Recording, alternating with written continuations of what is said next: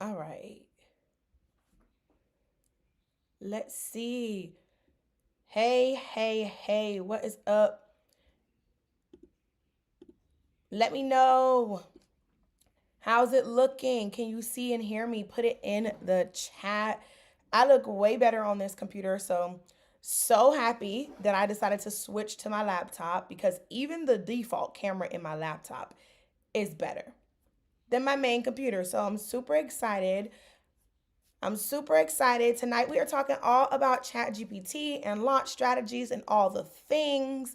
So I'm happy. I'm excited. So as you're coming in, drop where you're checking in from. Drop your city and state that you're checking in from in the comments. Let me see where you are coming from. Okay. Let's see.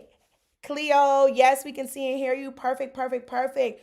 We just had a little technical hiccup. The lady said they could see me on my other camera, but for me, it was looking like I was back in 1965.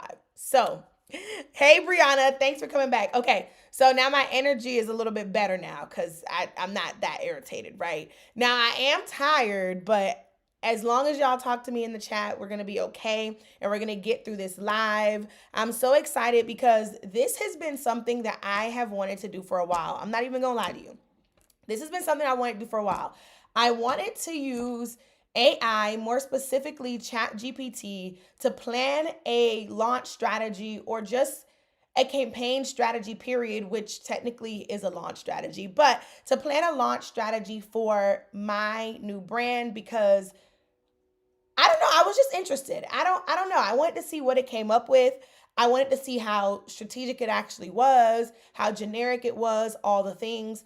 And this is a brand that I launched last year, but if you know anything about the way businesses work, you typically launch over and over again, right? And it's not you launching an entire business. Sometimes it's you launching a new collection, a new product, what have you.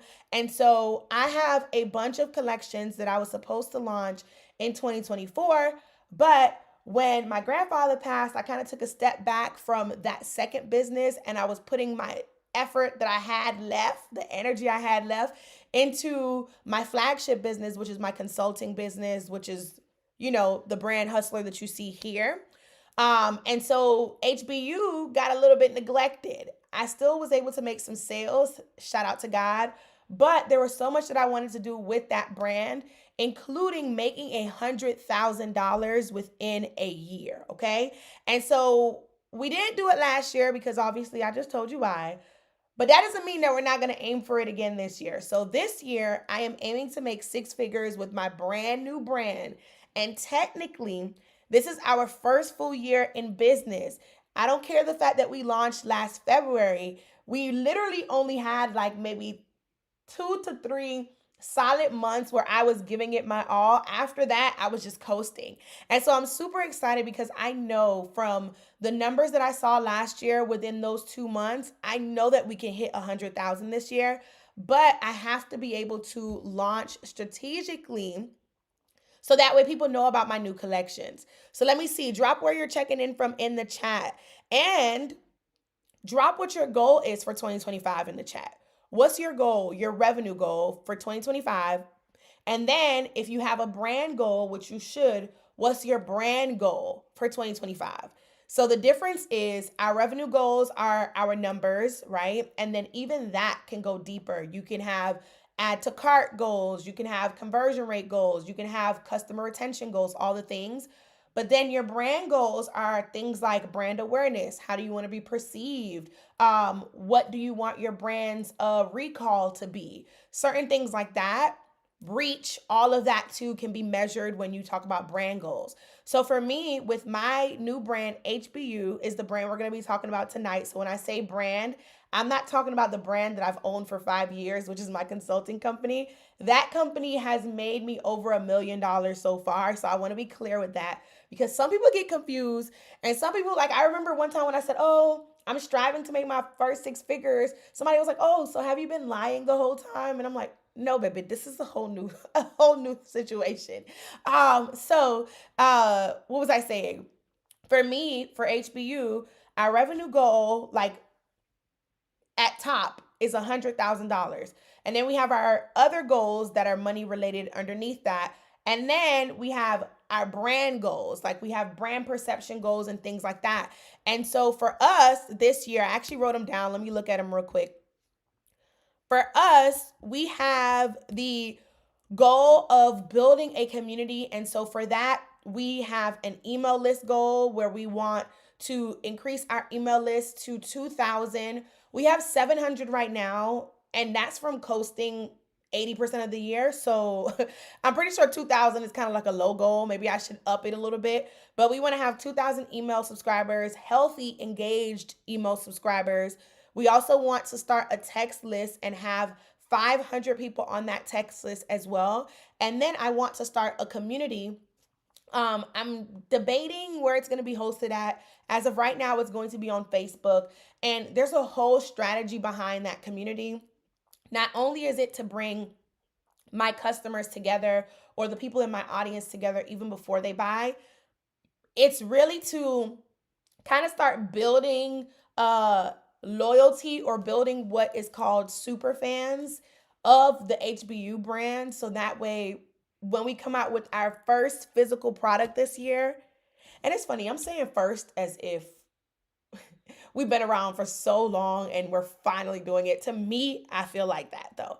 But when we launch our first physical product, I want my audience to eat it up. Okay. So we got a lot of things in the works.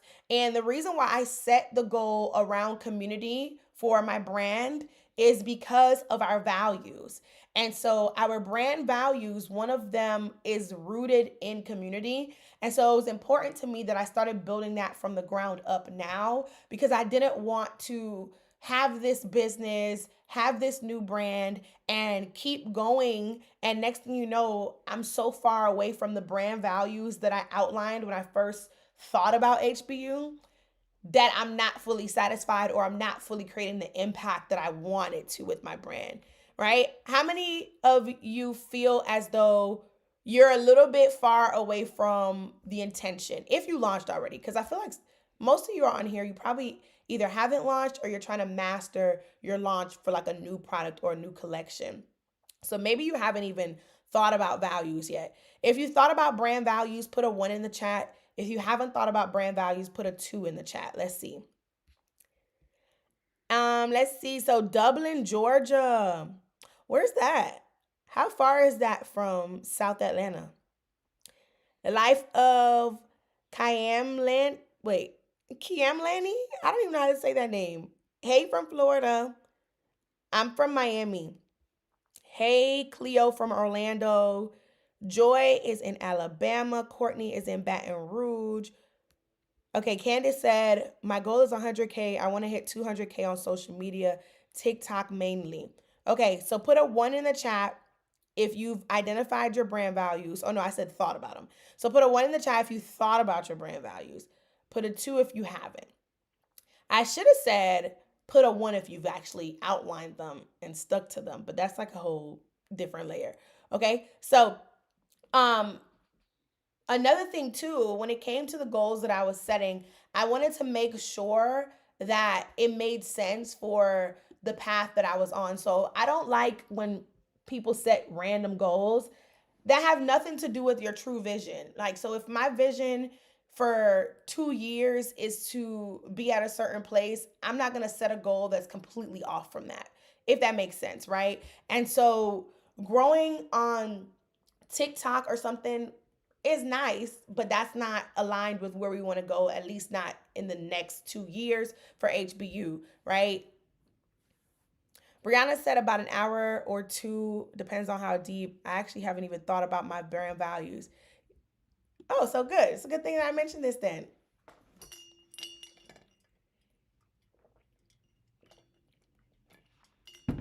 Yeah, an hour away is a little bit too far for me. Well, actually, no, because Alpharetta is kind of like an hour away from us. And I love going there. I don't go there often, but I used to live up there. All right, so pretty much because I have this aggressive goal of 100K within my technically my first full year, I know that launching is going to be a very big strategy, right? And so I wanted to use ChatGPT to create this.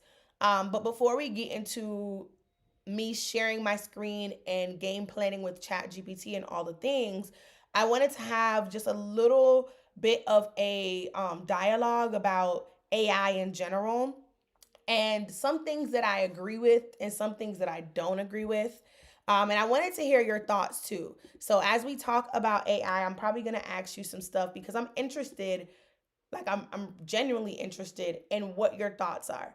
So I remember when ChatGPT first blew up, what was this, like maybe a year or two ago, people were going crazy about it on both ends. I don't know if you remember this, but some people were praising it. They were so excited. They were saying this is the cheat code. You're going to be able to get to X place so much faster because of AI. And then you had some people on this side who they were saying it's going to take all of our jobs. It's going to dilute everything. You know, people aren't going to be able to actually get results or work anymore. All these things. Like, I don't know if you heard both sides of the coin, but if you have heard both sides, tell me which side did you hear most of when AI first like blew up? Did you hear more positive or did you hear more negative? So did you hear more people saying, "Oh yeah, this is the move," or did you hear more people saying it's not the move?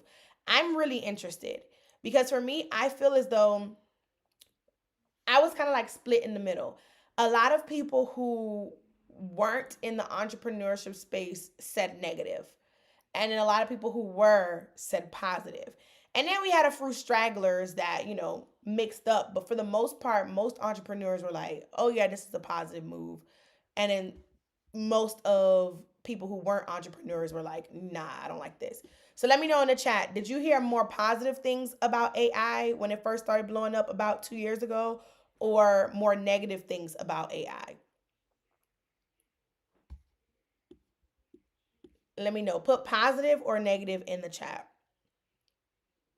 And so I don't like just taking people's word for it. I wanted to test it out myself. So I actually started using uh AI, well, forcefully started using some AI because some platforms they just pushed AI on you.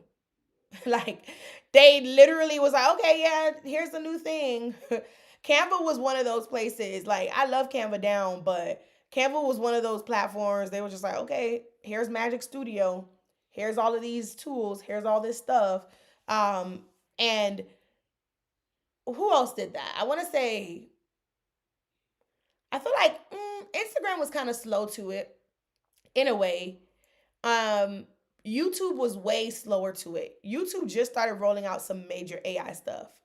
Um, where else did I see it where it was pushed on me? It was a couple of places. I think I've gotten so accustomed to it that I haven't even paid attention to where I've seen it show up at. Brianna said more negative at first. Cleo said more negative. Okay, more negative.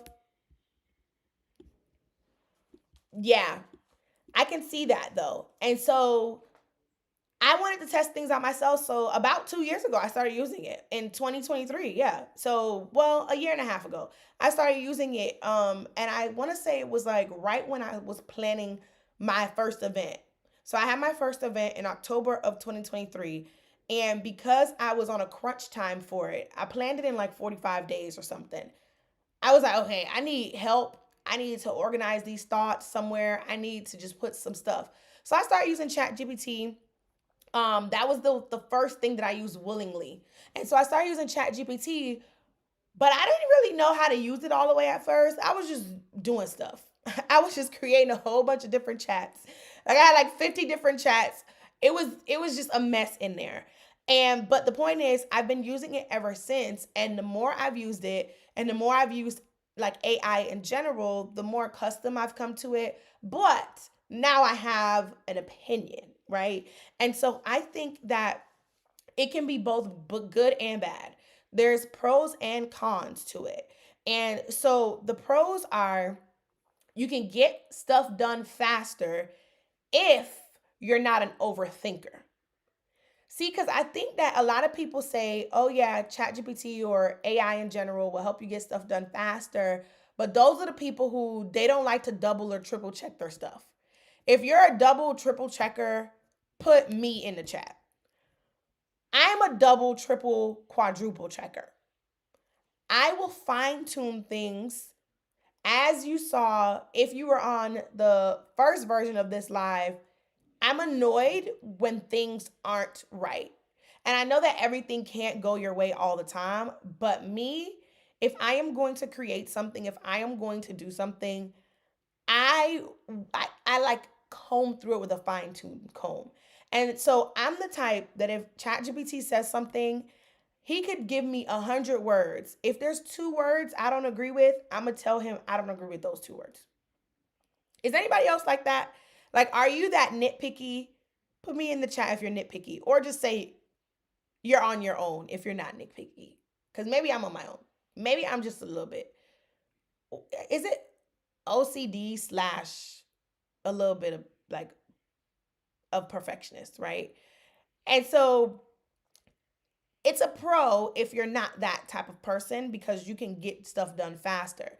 What I will say is as I continue to use chat gpt, I've started to modify my behaviors and certain things to get chat gpt to stop me from overthinking.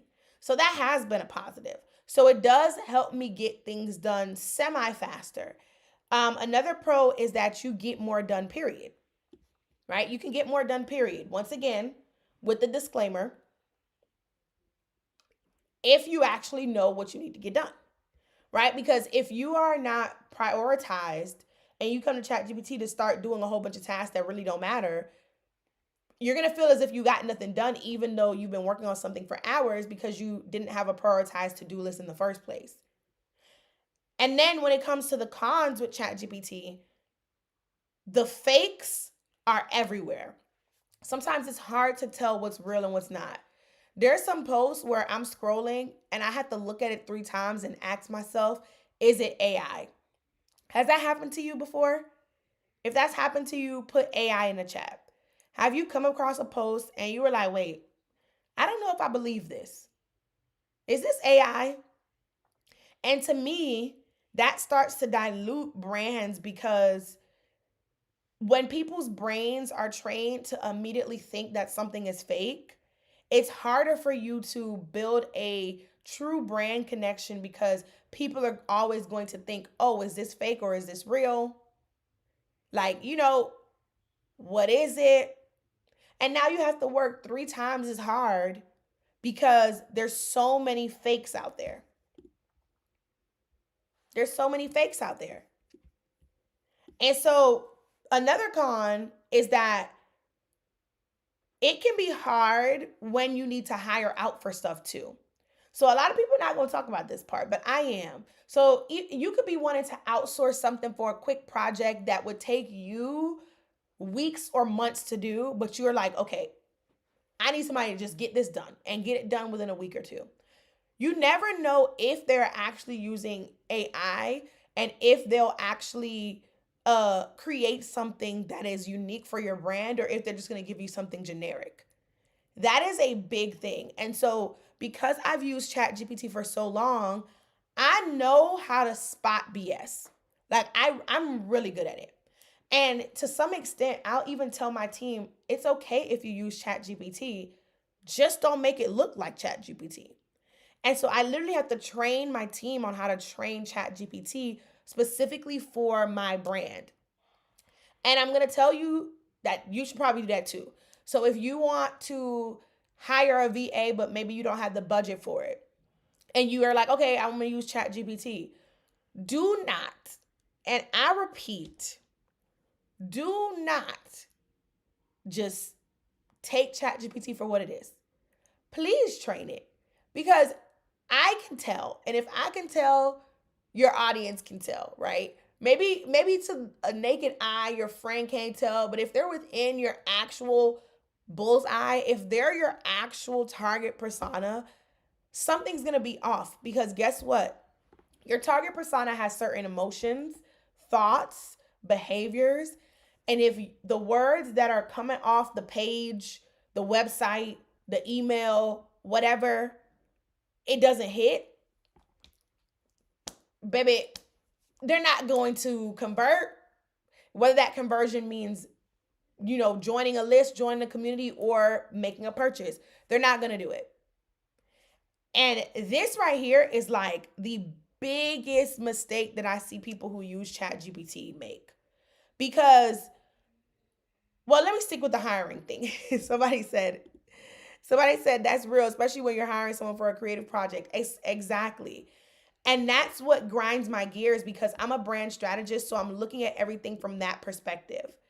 And so from my perspective, like, branding goes deeper than just visuals, right? And it's hard to use AI for visuals without it looking like AI. So, okay, that's cool.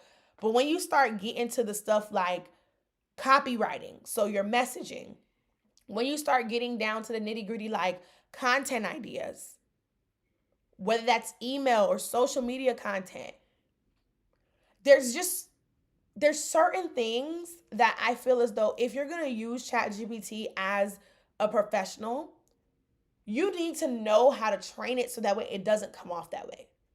And a lot of people don't. And so it makes it hard to hire, because people are thinking, okay, well, let me get more clients, AKA you. As the brand owner, they want to get more of you. And then when they get more of you, they want to complete the jobs faster so they can get even more of you, right? Even more clients. And a lot of times that's them just going to ChatGPT and then spitting out random answers. And that grinds my gears. And so that's why I tell my clients all the time, I'm like, you need to know your brand foundational bricks. There's 7 brand foundational bricks that I teach all of my clients, all of my students. You need to have these core. And you need to be so crystal clear on these core bricks that you could scream it from the rooftops, or you could teach a 5th grader if you had to, on what your brand is, who it's for, and why it exists. And if you can't do that, you shouldn't be hiring, period. Right? And so what happens is people will hire, let's say, like a social media manager, and not train them on any of this stuff. And this has happened to my clients so many times when they come to me and they're like, oh yeah, I got this agency and that agency. And when I start getting into the nitty gritty while I'm working with them, whether it's through a program or whether it's one-on-one, I ask them certain questions. They don't have the answers to it. Or I see the strategy that's being used and 1 plus 1 does not equate to 2 for me. And then I ask them and they're like, yeah, I kind of just hired this person and I just let them do their thing. No, absolutely not. Absolutely not. Absolutely not. Okay. And so um that's another con. And then the third con, I kind of went in my bag with that con because that grinds my gears. Imagine paying somebody like for a project. Let's say you paid them $700 to do a project and they did the whole thing straight ChatGPT generic. I would be so pissed, okay? Which actually brings me to the third con, which is it's generic. So ChatGPT AI in general can be very generic if you don't train it right. And like I said before, majority of the people don't. If I would even say a percentage, 80% of people do not train ChatGPT right at all. I know this, well, I can't say for a fact, but I know this just based off of the numbers in my head and the encounters I've had either with clients or with people. So, real quick, have you trained your ChatGPT? If you use ChatGPT or any AI tool, whether it's, what's the other one that had just came out, I think like 2 weeks ago, and it's owned by China. I can't remember what it is. I didn't create an account, so I don't remember what it is. But there was one, it's free, I think, and people were going crazy over it because it's free compared to ChatGPT and does way more on the free account or something like that. Um, so let me know if you have that one. Well, first tell me what the name is, because I don't know. I don't remember. But if you have ChatGPT or any AI tool, did you actually train it? Yes or no? Did you actually train it? And if you're like, okay, what do you mean by train? Then put that in the chat as well.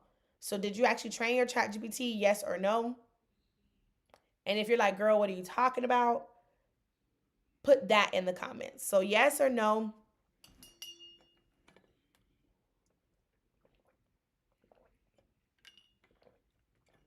And it's actually shocking to see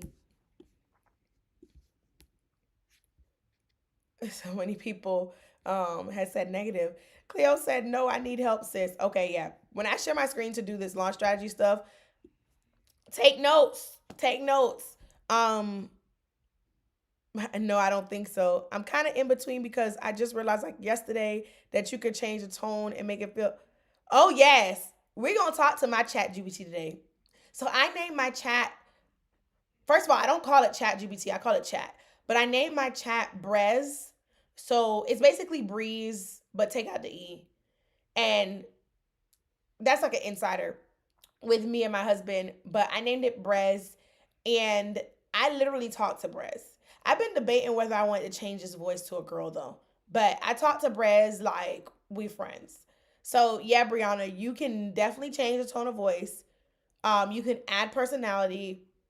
Um, when you can add both your brand's personality and your personality. So you can tell it to talk to you a certain way because of your personality, and then you can build it to understand your brand's 7 foundational bricks so that way it spits out answers that are right on par with what your audience would expect and what you expect as the CEO of your brand. So yeah, when I share my screen and stuff and I'm going through it, you'll probably start to like see certain things and you can ask questions as you see certain things because I use ChatGPT so much that I just go in there, talk to it, and I just flow. But okay, so yeah, it could be generic if you don't train it right. And so the biggest mistake that people make is that they take ChatGPT for face value without training it on its brand's personality or anything.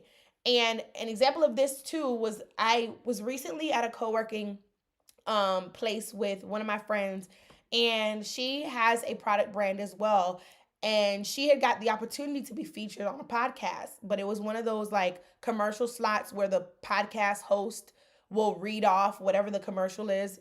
If you watch a podcast, you know what I'm talking about. So like I can give somebody who uh has a podcast my cup and say, hey, can you sell this cup to your audience without me needing to be there? And they'll record a commercial and then they'll play that commercial for a certain period of time. So she was with me and she had used ChatGPT to create the commercial script for him. And she read it to me and I was like, I'm confused. Does he work in a cubicle? Does he like, is he this uptight, buttoned up type of dude? And is he even a dude? Because the words that you're telling me, I don't think dudes would even say that. Like it's giving me corporate Becky. That's what it's giving. Like literally, that's what ChatGPT had gave her.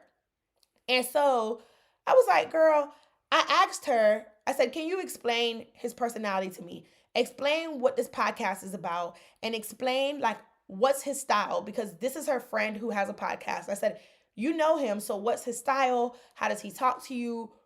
Give me all of that. And so she started explaining it like just naturally, like like when you're outside of your business brain, you're the things that you say naturally will surprise you. And she's just like, yeah, he's rugged. He's like this New Yorker. He's true to this. Da da da da da. And I said, what you just told me is not giving me what ChatGPT just told me. And see, for you, you probably have the same issue, but you could be on two sides of the spectrum. One, you know that your brand doesn't sound that way, doesn't talk that way, shouldn't look that way, but you're taking what ChatGPT is telling you as expert level advice and just running with it and wondering why you're not seeing results with your content or results with the campaign that you created. So that's one. Or you're on the other side where you don't even know all of your 7 foundational brand bricks. And so because you don't know all of your 7 foundational brand bricks, you and ChatGPT lost in the sauce together. So whatever ChatGPT is telling you, you are like, that is good. And then it's really not. It's really not.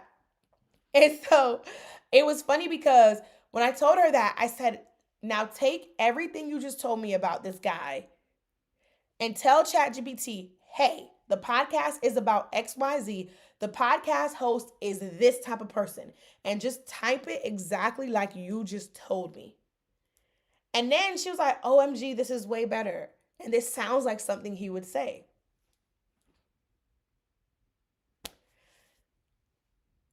Y'all, technology is tech.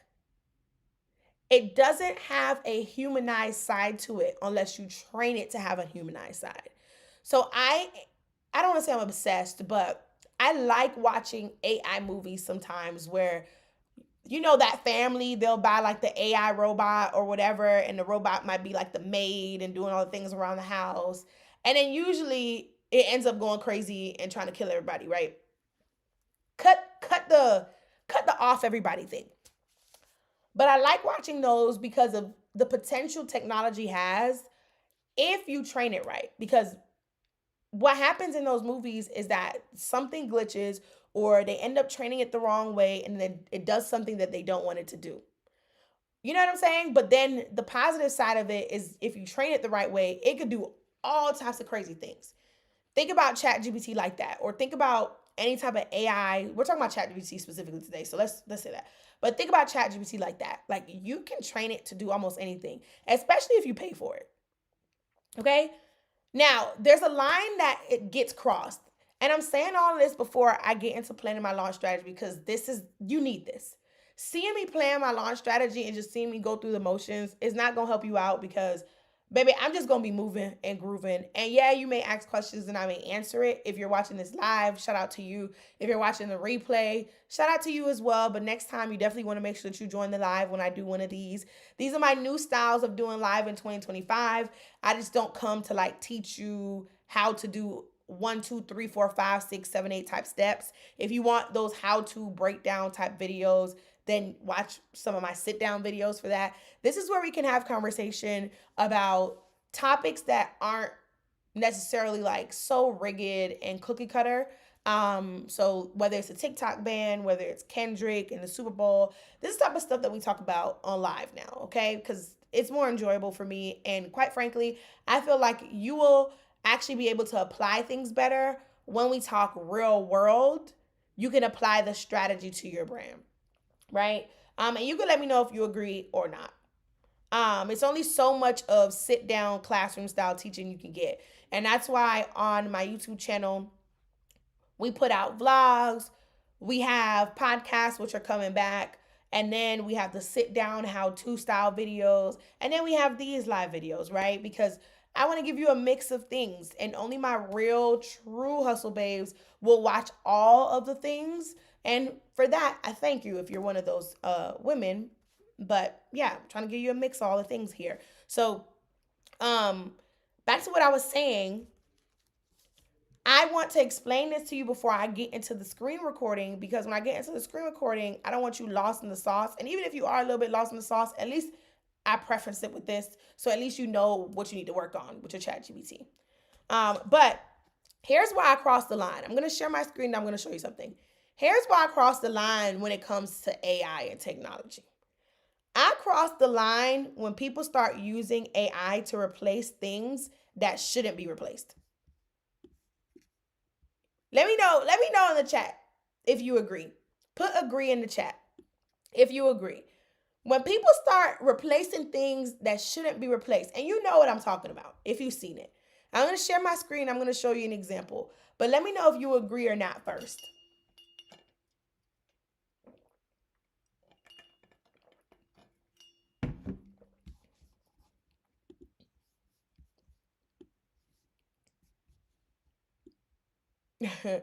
Brianna said, that's deep. Now my ChatGPT not on that just yet.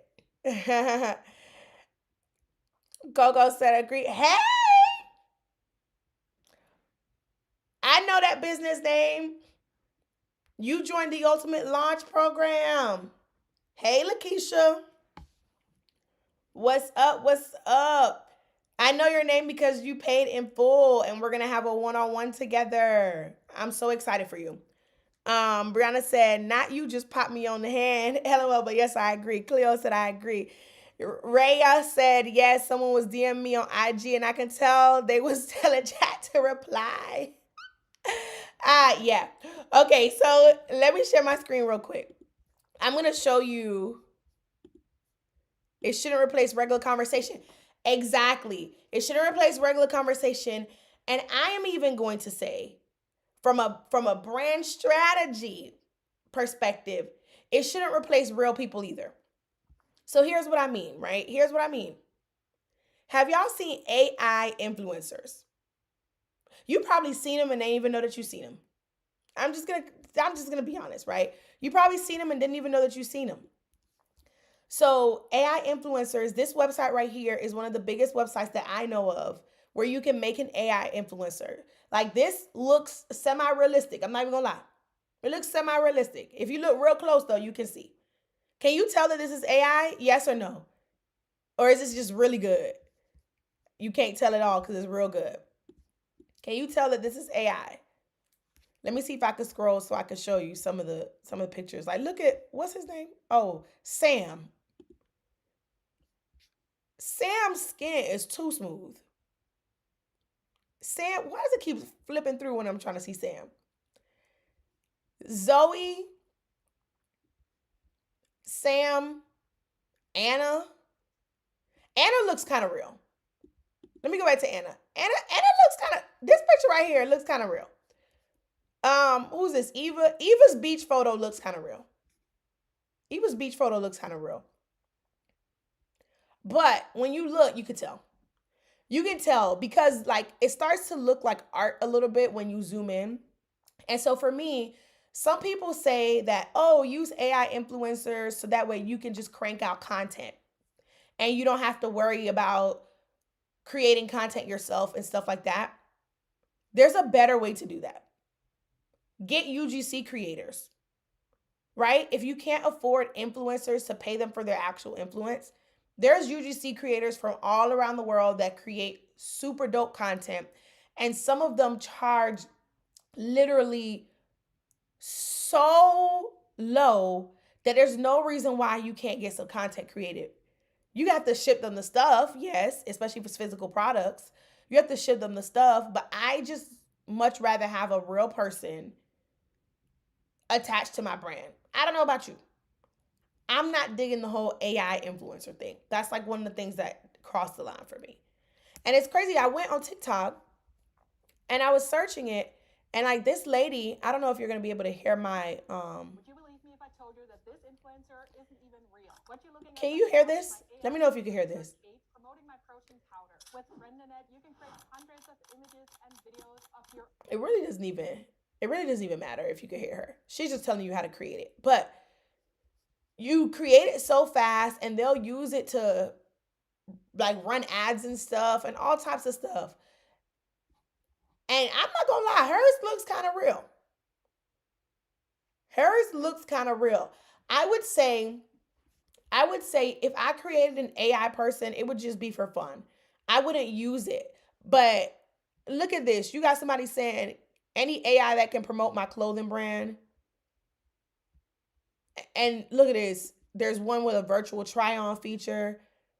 You don't even know if your the brand that you're shopping with actually has real people wearing their clothes or not anymore. That's crazy.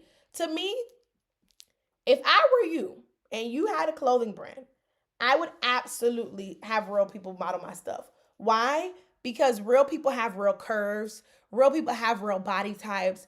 You are not going to always have people who have these perfect body types. Even with AI body types that are curvaceous, they tend to be super symmetrical.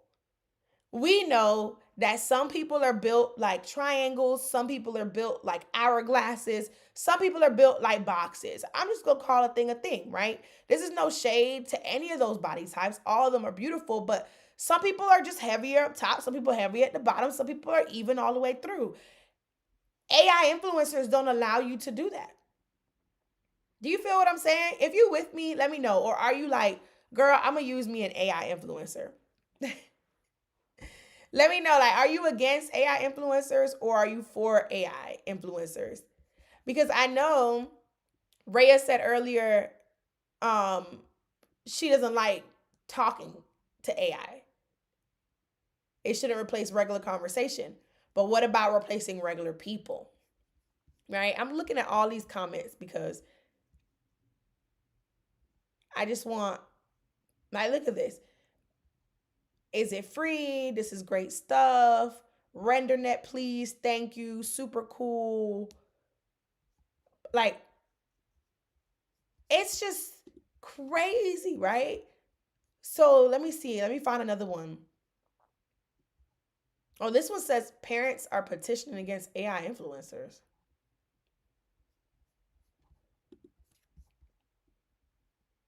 Let me see this one. AI is so scary. Oh, wow. Did it change her picture? What just happened?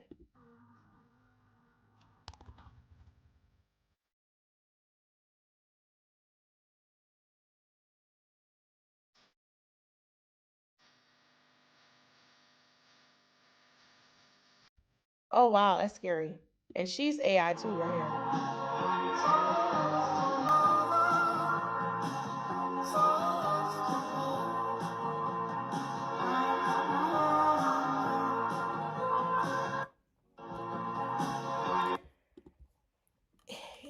This stuff is this don't I don't think you should replace humans. Having AI effects to like brush up some pimples or something, that's different. But having a whole AI human represent your brand is like, no, no, no, no, no. Let me see. Cleo said, I'm against AI influencers. I'll Lakeisha said I'll use it for one of my other projects, but not for my product brand. Exactly. And granted, if you want to use a little AI to make a little fake background on a flyer or something, do it. Sure. I mean, I do that on Canva all the time, but the people, like even if it's the main person, I don't like that. If it's the main person, I don't like that. If it's like, okay, you need some people in the background of your actual model, like real model's photo, that's a little different. And Brianna said, I sadly had to use AI for my website since I haven't had my photo shoot yet, but yeah, I need to change it soon. Yeah. Look, your website, one, I don't know what you sell, but I'm sure that you can take product only photos. Plus, you just need to get like one model to take some pictures in there. But you also have the power of UGC.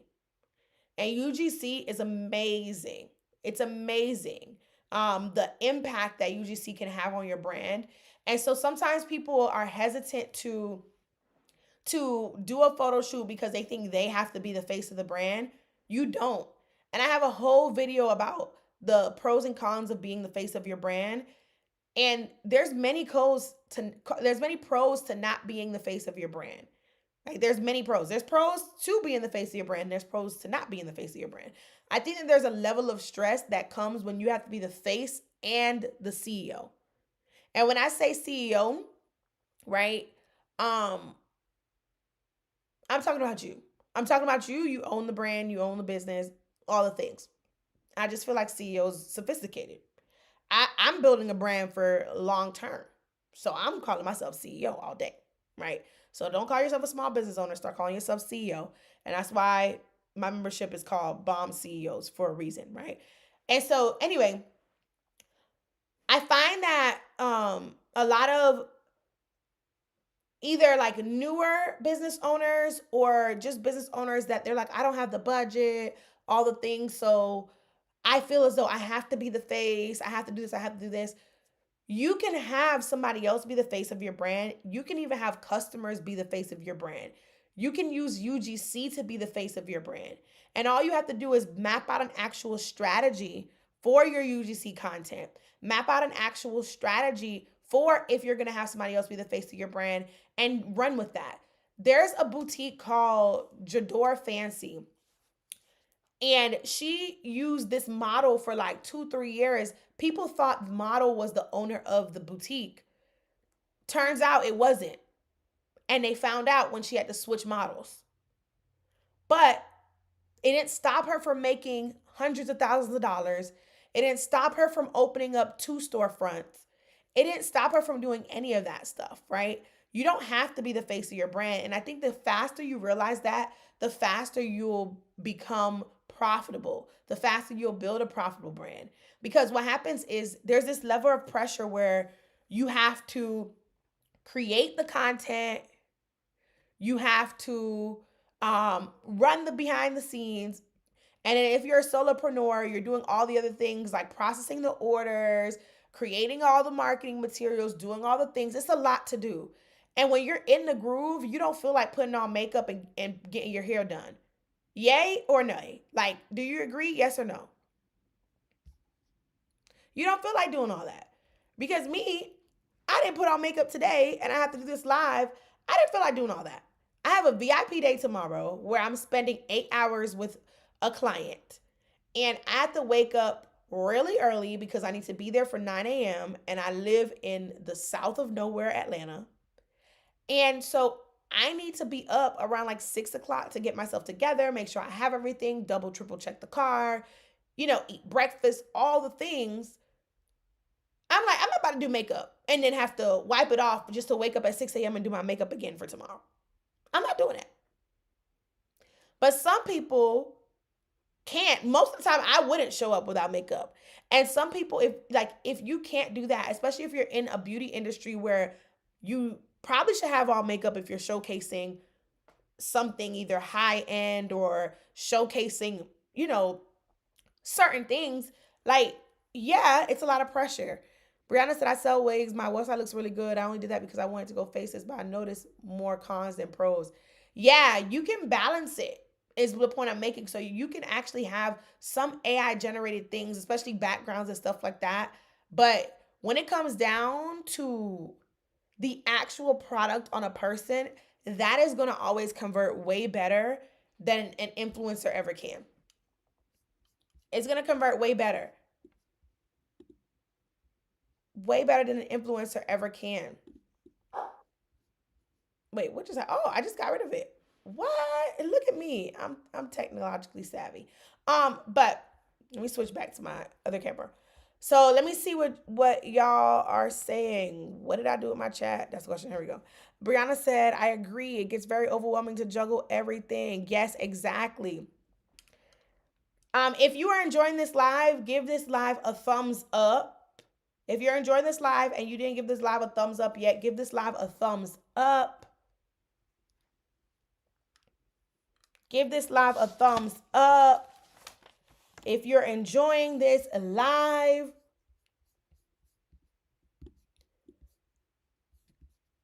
because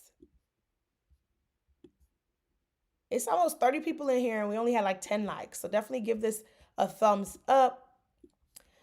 Cleo said, I agree. Yes, yes, yes. So Brianna, now you know in the next 30 days, you need to have this photo shoot. Or you need to find you some UGC creators that you could send some wigs to and have them take some pictures and record some videos in your wigs. Period. Okay. All right. So now I want to show you something, right? So remember I said AI is everywhere. I'm going to show you something really quick to show you the importance of having a framework or a strategy when you're using AI. And then, whoa, what just happened? And then here we go. And then we'll get into this launch. Let me make this bigger real fast. Here I go. All right. You should be able to see my screen again, I hope. Hope I did it right. I'm new to my product business. I didn't think about you using UGC creators. Yes. UGC creators. So the thing is, like, this is something that I teach in the Ultimate Launch program now too, because when we first created the first edition of the Ultimate Launch program, back when it was called ULC, now it's ULP, UGC was not that big of a thing. UGC always existed, but it was more so if your customers gave you content. So we taught it like that.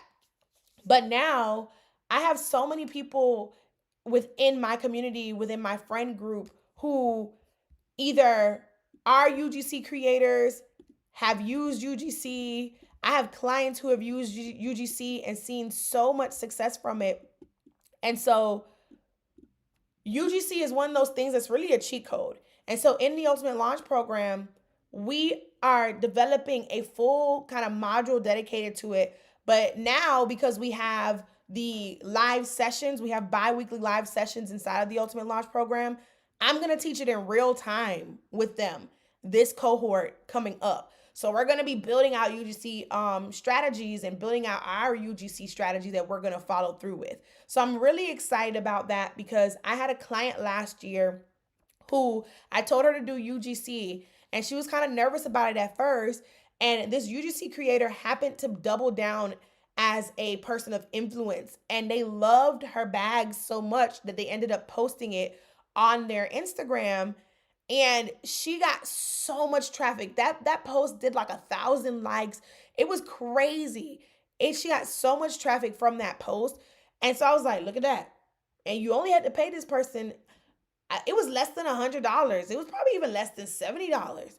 And the person just loved her product so much. And because we had worked on her brand fundamentals and her brand foundations, when it was time for her to reach out to UGC creators, I told her, put your brand story when you're reaching out to them, because you never know who you would connect with. And that person connected with it and ended up posting it on her page, which did a lot for her. So yeah, definitely UGC creators. You can see my screen? Okay, perfect. I hope it doesn't cut off because on my end, it's like, hold on, let me see.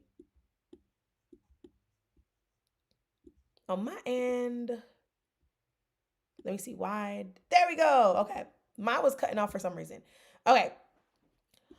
All right, so let me show you the power of having a framework and a strategy. So actually, let me open up ChatGPT on a, what you call it, tab, on an incognito tab. Let's do this one. I made a whole new ChatGPT so I could show you something. So, let's see. What do I want to ask it? Okay. Let's say I wanted to ask ChatGPT for content ideas. Let's do content ideas for, what should I ask it? Tell me in the chat. What should I ask ChatGPT? Content ideas for what?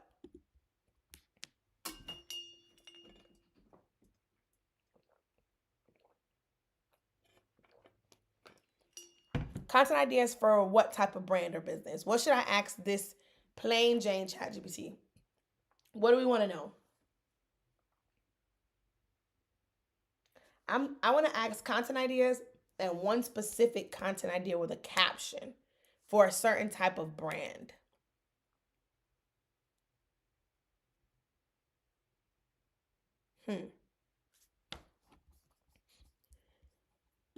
Skincare brand. Okay. So let's do content ideas for a skincare brand. And I'm going to tell you right now, put wherever the content is being posted. So let's say we do Instagram content ideas for a skincare brand. All right. This is just, y'all are testing it out yourself. Okay. We're doing exactly what you tell me to do. Okay. So here are some engaging, actually, I should let ChatGPT read this, but no, it's going to take too long. Okay. So here are some engaging Instagram content ideas for a skincare brand. They split it up in educational content, engagement and community building, trendy and viral content, promotional and product focused, lifestyle and wellness. Okay. Shout out to chat. Ingredient spotlights, doing skincare myths versus facts, how-to tutorials, teach your followers how to layer skincare products properly, skin type guides, common skincare mistakes.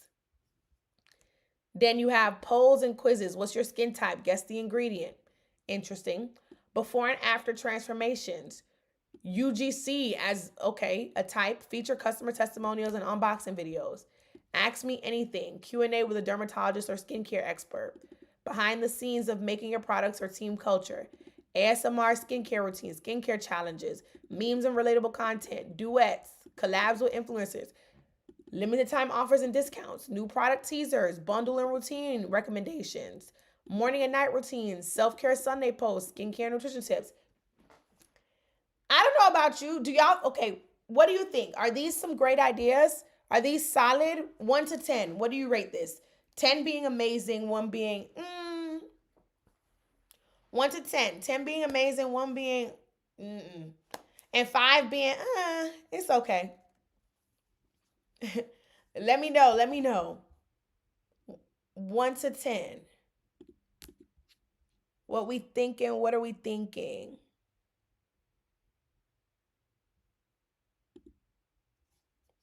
Ooh, not this one. My bad. 1 to 10. What are we thinking with these ideas?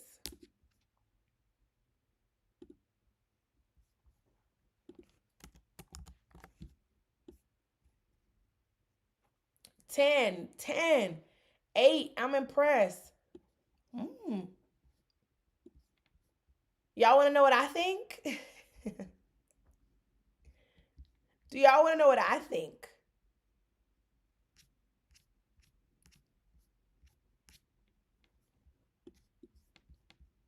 Let me know if you want to know my rating or if you just want to stay on the high horse that's where you're at. Just just let me know.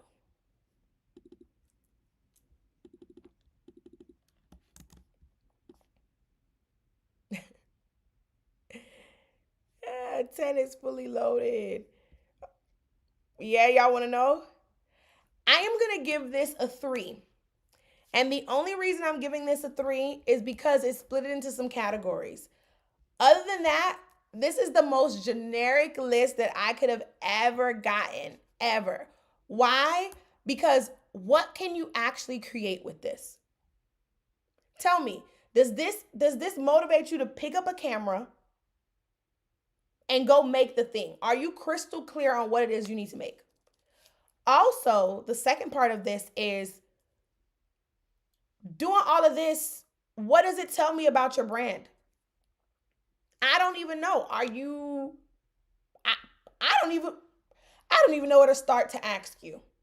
Because you're telling me, okay, something about Q&A with a skincare expert. What if you're not a skincare expert?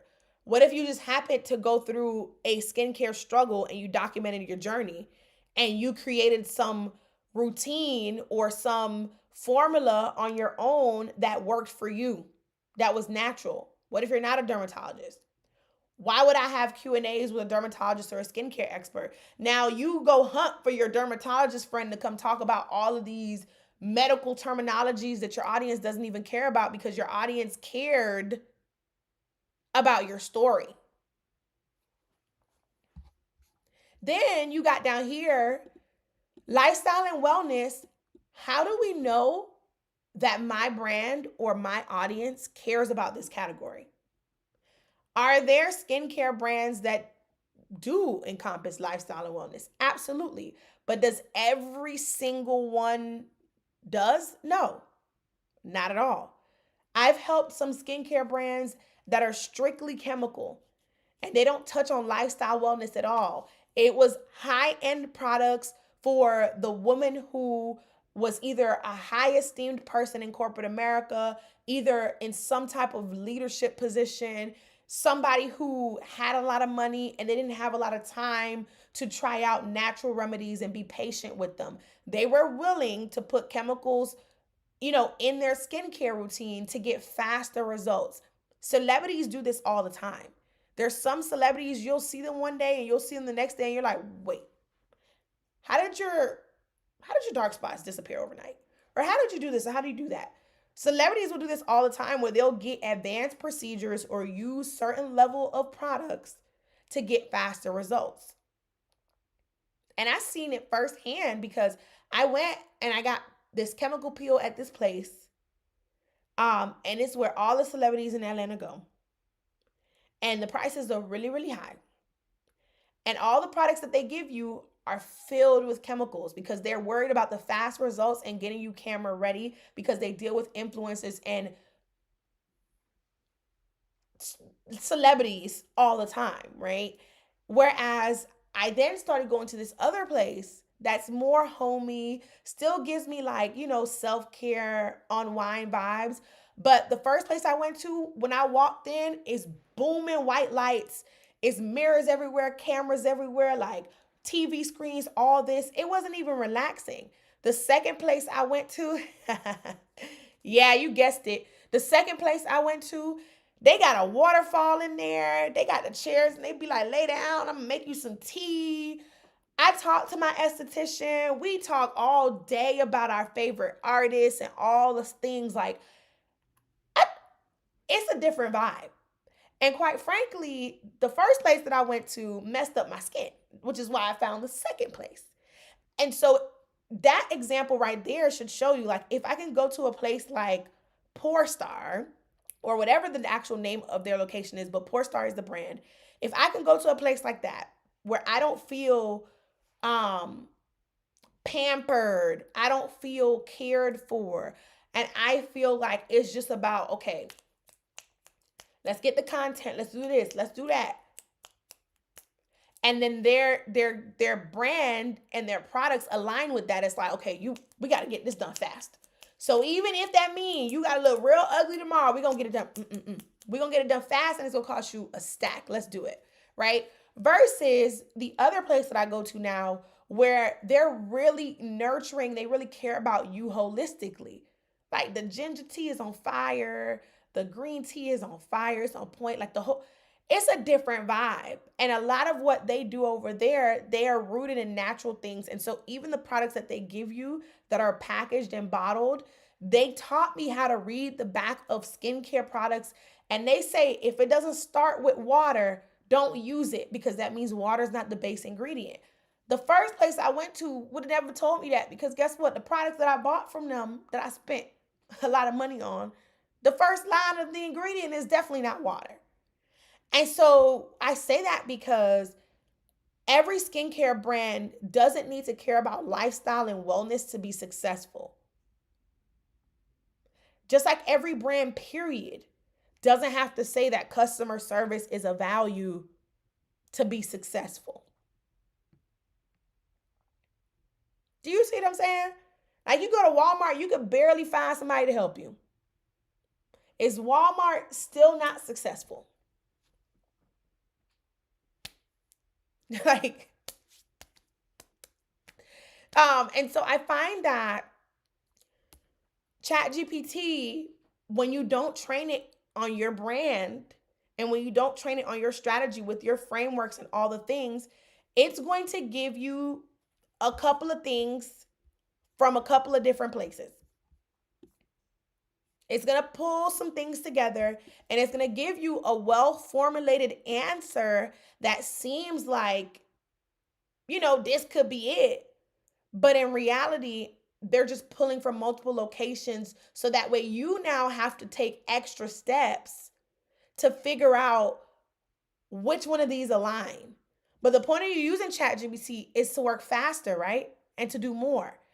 And so we got to take a little bit of time at the beginning to train it on our brand, to train it on our strategy, to feed it certain frameworks. So that way, every time we use it after that, now it becomes this rinse and repeat thing that makes it faster. This is the power of having a brand strategy and building a brand to begin with. This is why I teach brand building and brand strategy. This is why I don't just hop to marketing. I don't just hop to all of these quick little wins because everything is rooted in how you do this brand, this thing called brand correctly. All right. So, now I'm going to train it a little bit. I'm not going to do too much because quite frankly, this is just a new account I made for today. So I'm not going to do too much, but because y'all gave me the skincare example, I am now going to train it, right? So this is what I would do if I were if I were you and I were to start using ChatGPT. today, or to start using it correctly today, because I know I know a couple of us in here were like, okay, wait, yeah, I just don't got it together like that. I'm not even gonna lie to you. And it's okay. It's okay. That's why you came to this live, right? Um, but I'm gonna give you as much as I can give you with the time that I have. All right.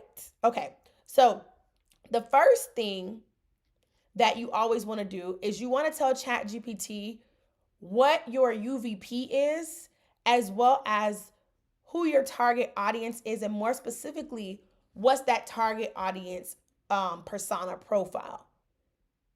If you have both of these, say me. If you don't, say not me.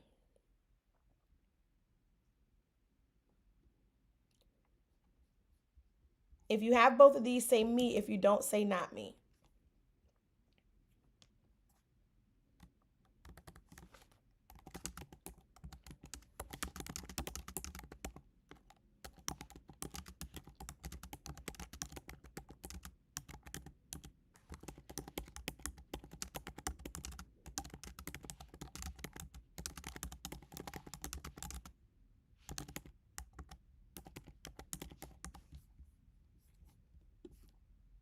Not me, not me, me. Friendly Enterprise said powerful. Yay. Yes, yes, yes. Okay, so I am going to take a make believe brand. This is a brand that I made up for a training that I did the other day. I made up this brand. It happens to be a skincare brand, so it's perfect. And so I'm about to train ChatGPT on it real quick, and then I'm gonna ask it the same questions that we just did. The same question that we just did. Okay. So I'm gonna do a little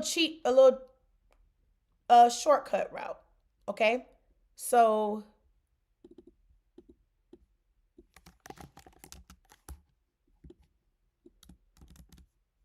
I'm gonna put this here. So I'm gonna put in ChatGPT, I own a skincare. I'm typing it first and I'm gonna paste it. I own a skincare brand named Skin Lux. We help Black women struggling with hyperpigmentation by providing dermatologist approved organic skincare that fades dark spots without irritation. It's meant to be a luxury brand who helps high esteemed women who don't mind investing in themselves. And then let me pull my full persona real quick. Let me pull my full persona.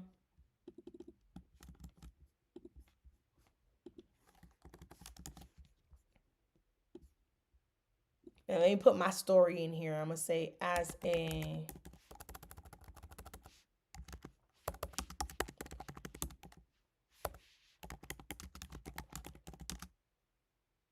a millionaire business owner who struggled with hyperpigmentation, I know how important it is to feel confident and beautiful before stepping into an important meeting or on camera for my brand. I also know how embarrassing it can be to step into a space where you feel like the eyes are on you in a bad way, or feel like you have to take on makeup all of the time. Listen to how descriptive I'm being. That is why I created, what did I say this is going to be called? Skin Lux. Skin Lux to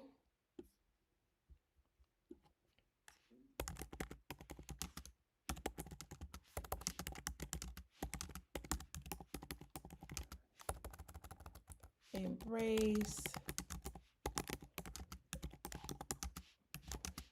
by enhancing their skin through top tier skincare.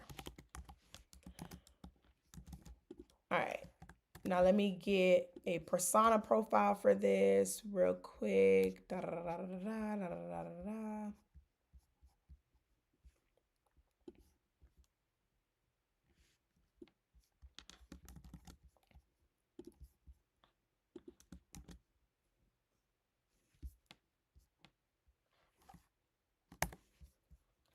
Okay, so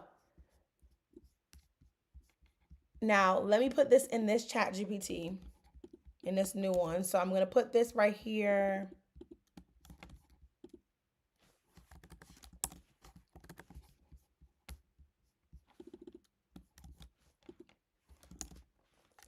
Then I'm gonna say, don't respond yet. I have more.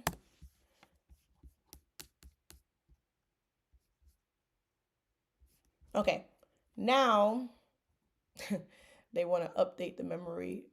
No. Well, I guess we should, because I'll just delete it. All right.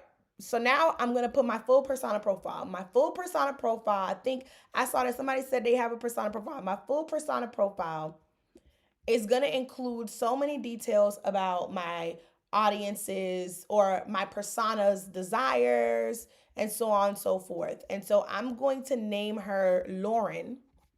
So I'm going to say my bullseye, aka target persona, name is Lauren.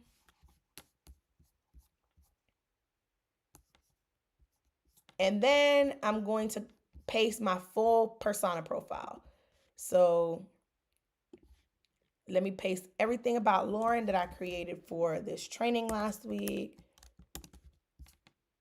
Boom, her full profile is below.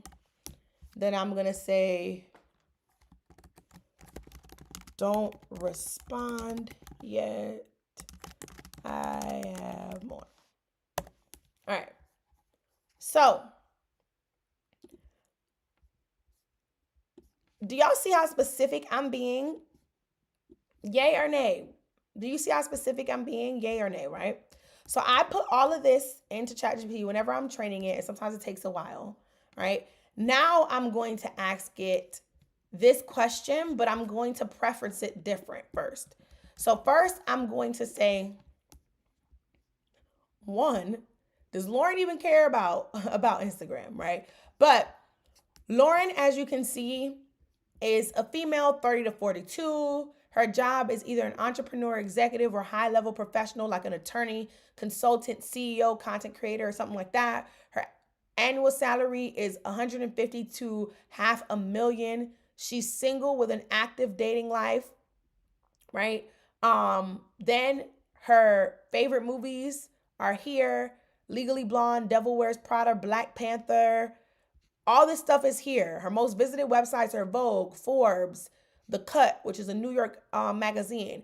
She's ambitious, refined, confident, highly discerning. Her core values are excellence, self-care is a priority, confidence and presence, luxury and exclusivity. Notice she ain't say customer service or service, exclusivity, right? That's a type of service. And so this is the thing too, when you're listing out your brand values, I find that a lot of entrepreneurs will put customer service, and then I ask them, well, what does that mean? Think about what that means. So anyway, goes through all of these and even her fears and stuff like that. So now I'm going to ask, based on what I just told you about my skincare brand and Lauren, can you give me Instagram content ideas? And break them into pillars you believe will resonate well with her.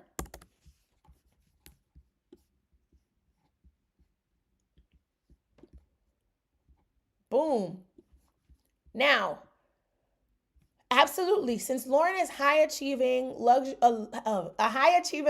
loving woman who values results, exclusivity, and self investment, your Instagram content should reflect that. There are 5 key content pillars with strategic post ideas tailored to Skin Lux and Lauren's mindset. One, authority and expertise. This will build trust and credibility. Because Lauren is highly discerning, she won't just buy anything. She needs to trust that Skin Lux is effective, high quality, and dermatologist approved. So, post ideas. Maybe create a series where you feature skincare experts discussing why Skin Lux works for melanated skin. Do ingredient deep dives, case studies, and science backed results. Did you know myth busting? Then you have luxury lifestyle and exclusivity. This wasn't here before. Because she's of luxury, elegance, and high end experiences, she wants an elite skincare experience. So show me a day in the life of a Skin Lux type woman. Show me a high end morning and night routine featuring a silk robe, luxury candles, a clean aesthetic. Showcase premium packaging, textures, and elegance. So you should have thick sheets. They should have high thread counts. You should have the hotel type bed in your content, stuff like that, right? Um, and if you don't have that, buy a really nice robe and go in your bathroom with some nice lighting and run it, right? And so, or you can rent places on like Peerspace or something and do these types of things too. Um, then you have travel and skincare. Lauren travels a lot, so place it next to a Chanel carry-on, a glass of champagne in a first class settings, all the things. Then you have transformation and social proofs, showing before and after, video testimonials from high level women. So you don't want just a woman coming on here in her pajamas unless they are silk pajamas, a high end robe. You want the person when they're giving a review to look put together. And sometimes, baby, those review people do not look put together. When you ask them for reviews, they will tell you something and you will accept it any kind of way. We got to tell people what we want. And we got to have some expectations of how to look. Don't come in here looking any type of way, right?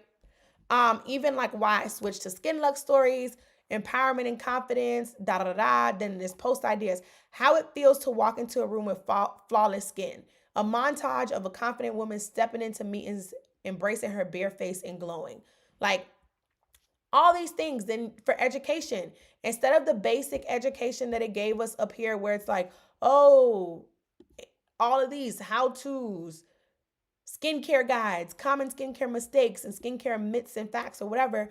This says your 3-step hyperpigmentation carousel. Break down how to layer Skin Lux products for best results. Morning versus nighttime routine. Do a split screen reel. Show Lauren exactly how to use the products for maximum glow. Stop doing this if you want clear skin. A Q&A with the founder. It's just way better, right? And then they gave you some bonuses because she's an active dating woman. Date night skin prep. Glow like a CEO because you're targeting high achieving women. Sunday reset because she values Sundays for luxury self care. What y'all think about these ideas? 1 to 10.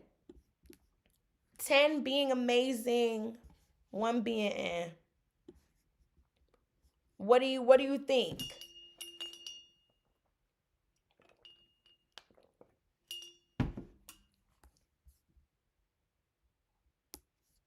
Let me see what y'all thinking. This is so good. Yay, very detailed. Ooh, I got some work to do. Tiara said, hey, fill me in. Who's Lauren? Lauren is the name of our persona that I created for this example. Cleo said, I ended up deleting the girl's review she did for my product. I forgot to specify use lighting and nothing in the background. Yes. And y'all don't feel like y'all are asking for too much. You're not. At the end of the day, if your product is a profitable product, meaning that you have ran it through what I call a problem and solution analysis to make sure that it's solving a problem to a need, you're getting your consumer closer to their desire. And so you're doing them a favor as well. Yes, they're doing you a favor by buying and supporting your brand, but y'all are doing each other a favor. So you can give me some high quality content. And even if you're like, okay, you know what, for doing this, I'm going to give you a discount off, you can do that. But you need to have some requirements to your content for that person, and or for people in general.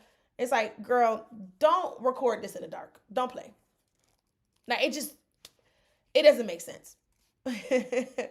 Okay? Um Beyond 10, it's a lot to absorb. Yeah, but don't worry, Lakeisha. So in the Ultimate Launch Program, everything is broken down into modules. And because it's focused on making sure you have a solid launch strategy, it's structured in that way. So we have the pre-work where we'll do target audience and stuff like that, and define your brand bricks, the 7 brand bricks that I was talking about. And then from there, you then build on that. And then once we get to module 3, it starts talking about content. So you'll define your content pillars. There's even like plug and play content calendars and all that type of stuff. There's a lot of plug and play templates inside of the Ultimate Launch Program. So a lot of the heavy lifting is done for you. So everything that I just pasted here is actually templated and given to you in instructions. And we actually have a live session where we're going to go through this step by step. And so everybody will leave with their full persona profile. So I know it's a lot, but you're in the program, or you joined the program. And so once the program starts next month, we'll be going through these things step by step. And then on top of that, after you're done doing that in the pre-work and first part of the stages, then we get into like pre-launch hype, building hype, making people excited for your launch, all that type of stuff. And then, setting launch goals, all that type of stuff. Okay. All right. So now that we just did this, I have like maybe 10 minutes. I'm going to talk to ChatGPT on my actual ChatGPT. So let me lower this. I'm going to talk to ChatGPT about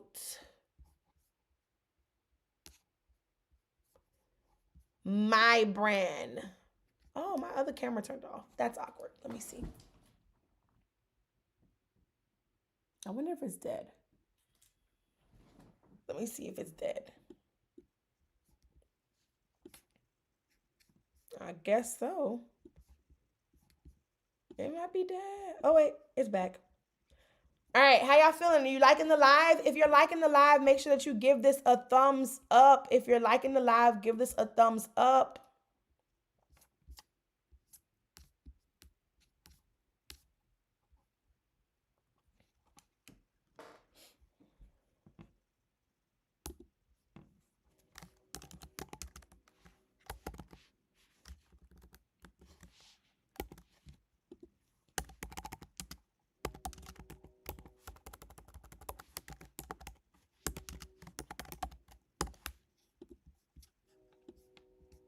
And honestly, the live was supposed to be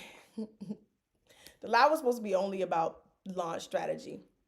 And I'm over here going deep in ChatGPT. All right, so I got a timer on the clock. What I'm going to do is I am going to wait, what did I just click? I am going to go through and talk to ChatGPT a little bit about my launch strategy, right? And so if you weren't here before, launching is a way of business, right? But especially if you are launching for the first time, you want to nail the launch strategy. But even with my brand, I'm not launching for the first time.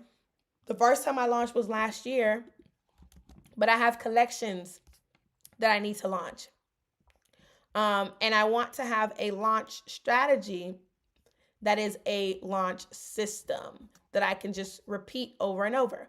And luckily, I've created a launch framework that I teach my clients inside of the Ultimate Launch Program. And I've already trained my ChatGPT on certain elements of it. The remaining elements that it isn't trained on, I'll either train it tonight or afterwards. But I've trained it on quite a bit um, of stuff about my brand and so on and so forth. So I'm going to share my screen, and then I'm going to walk through probably like 5 core steps, and then I'll take any questions a little bit at the end, and then we'll be done. But let me see what y'all are saying. Yes, this is really good, and I realize that I need to hire you. Yeah. What's your goals, Rhea? All right. So let me share my screen. All right, y'all should be able to see my screen now. This is my actual ChatGPT. The other ChatGPT had no chats in it. Clearly, you can see that I've been using this forever, right? It's so much in here. So what I'm going to do is I am going to go into this new folder that I just created. ChatGPT now has folders, which I love because I got so many chats, I can organize it into projects. So this is something you can do too. So if you are creating your launch strategy, there are different elements to your launch strategy. First of all, there's 3 different phases. There's the pre-launch phase, there's a live and launch phase, there's a post-launch phase. So you can create folders based off of that. Um, and then you can actually have like, okay, inside of your pre-launch phase, you train your chat to say, okay, well, this is what my brand strategist and my launch coach told me that needs to be done within the pre-launch phase. I'm gonna use this folder, or this project is what they call it. I'm gonna use this project to map out everything for my pre-launch. Here are my goals for my pre-launch. You're feeding it all the things that we work together on to create. You'll feed it, and then from there you can come to ChatGPT and you can ask it questions as you like work and fine tune and actually execute those marketing tactics, right? And you can do the same thing for live and launch and post launch, and this will help you work faster. But remember what I said earlier, it doesn't work if you don't have the right blueprint and the right framework, right? So you plug in the framework that you get from me, and then you use ChatGPT. Oh, that rhymed. Me, ChatGPT. Okay.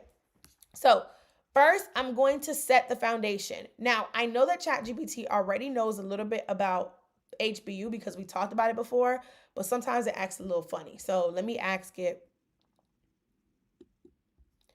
hey, chat, what do you know about my product brand HBU? All right, let's see.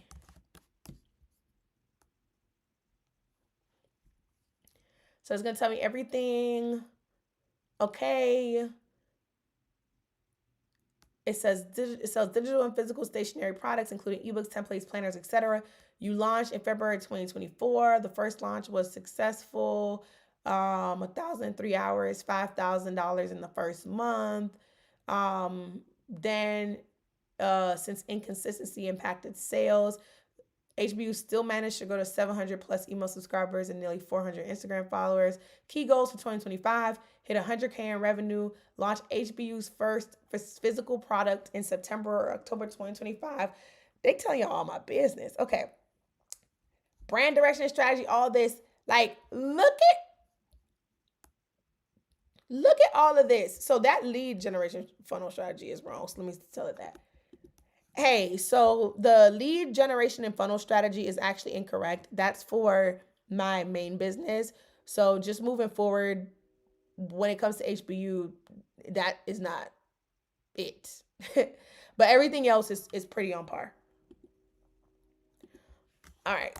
So now before I even go into my launch strategy, we're going to set one thing straight, because you can't market what you don't deeply understand. So that's why I'm going to start with my full audience breakdown, right? And so I'm pretty sure I already told ChatGPT this at some point, but they may not remember. So I am going to, where's my persona profile? Here it is. I am going to paste my audience persona. Let me copy this.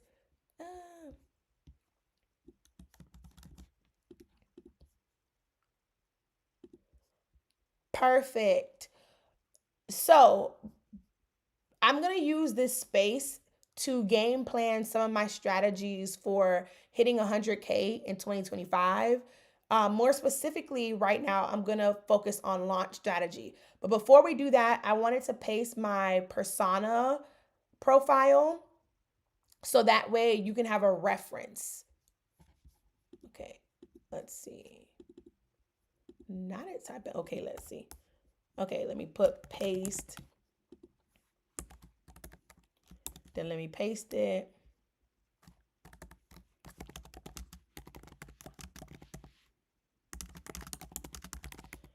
All right, so I'm going to paste that.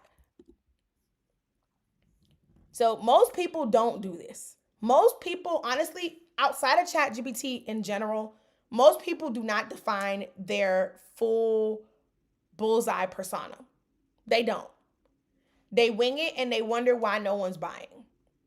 And that's why it's so crucial. Like there's 7 different brand bricks, right? The first one is audience, and I believe that every brick is built on top of the brick that's laid before it. Kind of like when you're building a house. And so with brand bricks, I teach the first brick of audience for a reason, because that is truly the core of everything that you do. And so your launch will never be successful, whether you're launching something new, whether you're launching for the first time. It'll never be successful if you don't deeply understand who your audience is.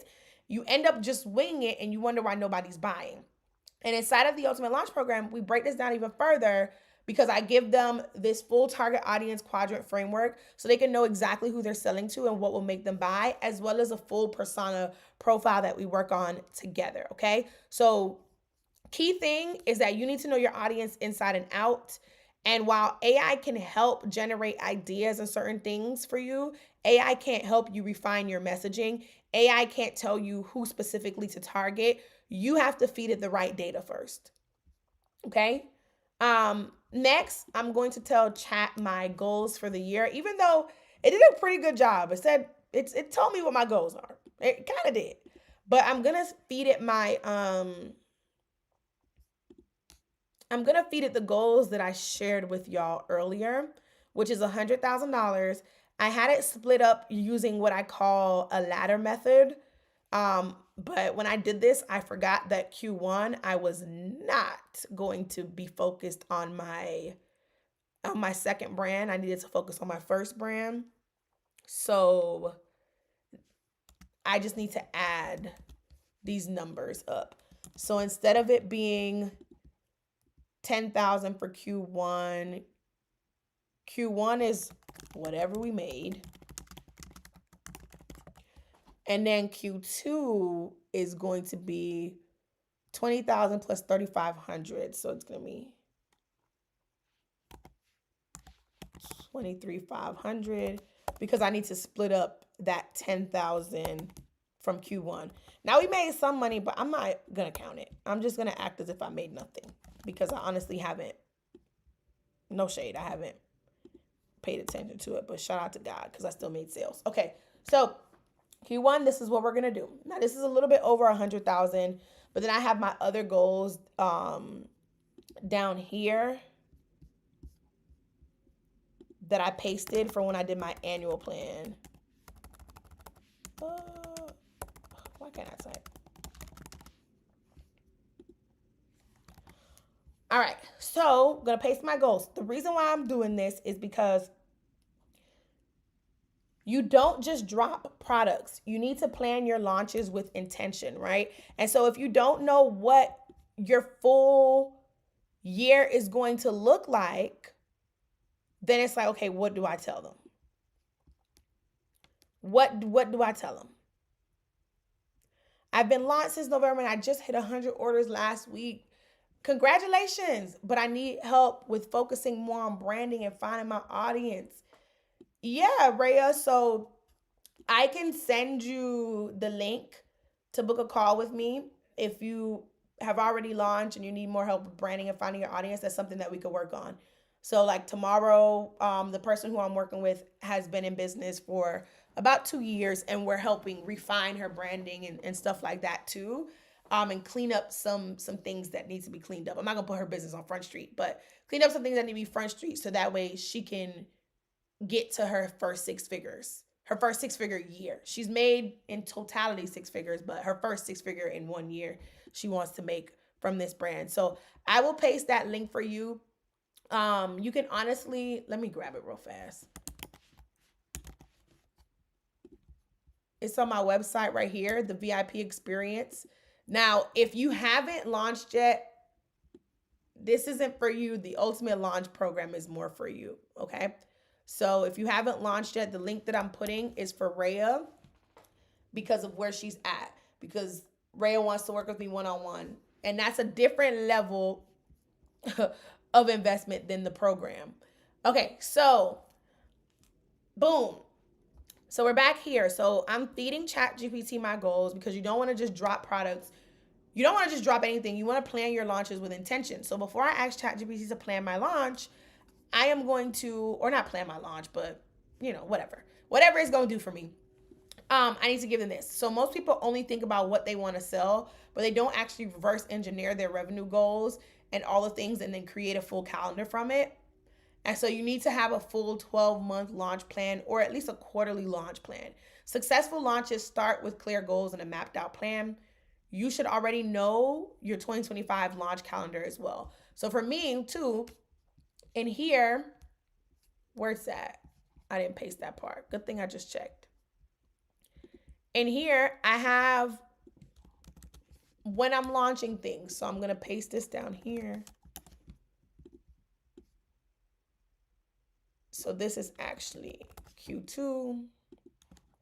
So these are like my collection nicknames, right? The first one is the actual collection name because it's already launched literally. All right, and then I have my physical planner.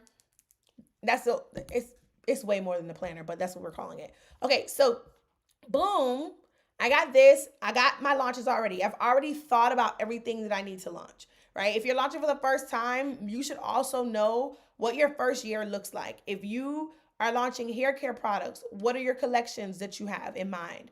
You don't need to launch everything at the same time. It's actually smarter to launch with a premier collection and then launch with new things as you rev up, right? So thinking about what that looks like. That's exactly what I did with HBU. I launched with one collection.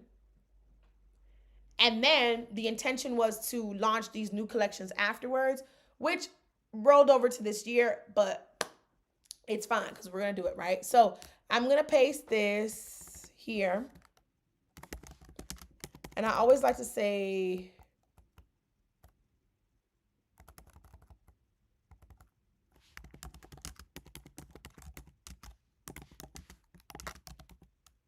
actually, let me ask.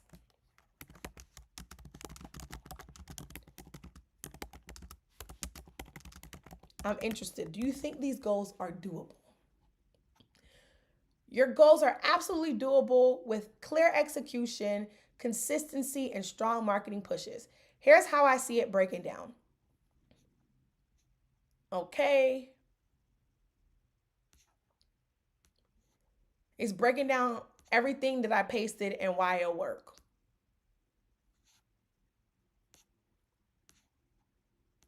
All the things. And then it even says Q4 is the golden moment.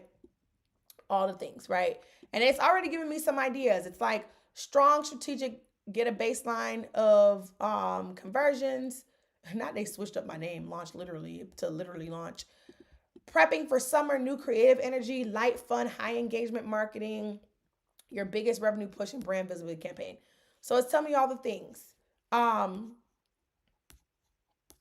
Then it's asking me questions. Are the current conversion rates you need reasonable? It's asking me, okay, if your AOV is 80, you'll need 1,200 orders across the year. That's 104 orders per month. What's your current order volume? Lead gen must be strong before Q4 to maximize the planner launch. This is telling me that I need a strong pre-launch phase. But that's cool because I already know that. Right? That's cool because I already know that. Then, will you offer tiered bundles? I already know that too. I'm upselling and cross-selling everything. So that's cool, right? So at the time when I created this, my average order value was 80 because it had gone down, but it used to be 100 and something, right? So I'm not too scared about that. So now I'm going to continue and now I'm going to ask chat. I'm going to say, now that we have our goals, let's build a repeatable launch system. This is where AI shines, right? If you train it, AI can tell you a system like nobody's business. Okay, it can tell you a system or it can like just make sense of things for you. All right, but we got to train it first. I'm going to say, let's build a repeatable launch system. For clarity, the way that I think of launches is in 3 phases. The pre-launch phase, which is 30 days typically. and then the live and launch phase, which is another 30 days, and then the post launch phase, which is another 30 days. The goal in the pre launch phase is to build anticipation and hype. That's where I'm focused on building my email list, my text list. I'm doing all the things to get people really excited for what's about to drop. Then my live and launch is where I'm focused on pushing traffic via whatever the campaigns are that I need to have on the ground for that season, to push heavy traffic so that way I can understand what my audience is doing when they come to my website, understand their behaviors a little bit more. And then from there, post launch, I'm going to take a deep dive into that data to decide what I'm keeping, what I'm cutting, and what I'm tweaking to move forward so that way I can maintain that momentum. Now, because I have, what is it, 4 different collections, launch literally has already launched, but I just want to bring like a spark to it. So that doesn't need a full blown launch for it. The other ones do because they're brand new. So because I have these 4 collections, I need to have a system that I can rinse and repeat that will allow me to execute these 3 phases, and will also maintain the momentum once they're out the 3 phases, right? And so what I'm looking for, specifically my audience and my brand right now, we're on Instagram, and then we have email marketing, and we plan on going on Pinterest the second half of the year. So with that being said, I'm looking for kind of like a framework of, should we do a post, then an email, a teaser, something like that, and incorporate things like photo shoots, video shoots, UGC content, all that type of stuff is fine, because the more that we grow and the more that we hit our goals, the more I'm willing to like invest in what's happening. All right. So I just said a whole lot. Let's see what ChatGPT does.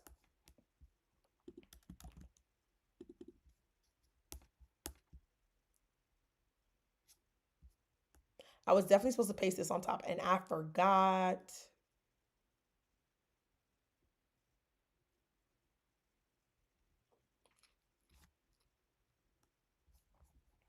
All right, let's see. Let's see.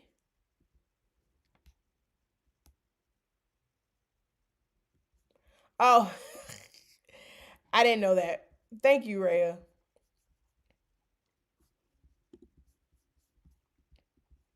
All right, we have been on here for like an hour and 42 minutes, so I'm literally about to get off. Okay. All right, so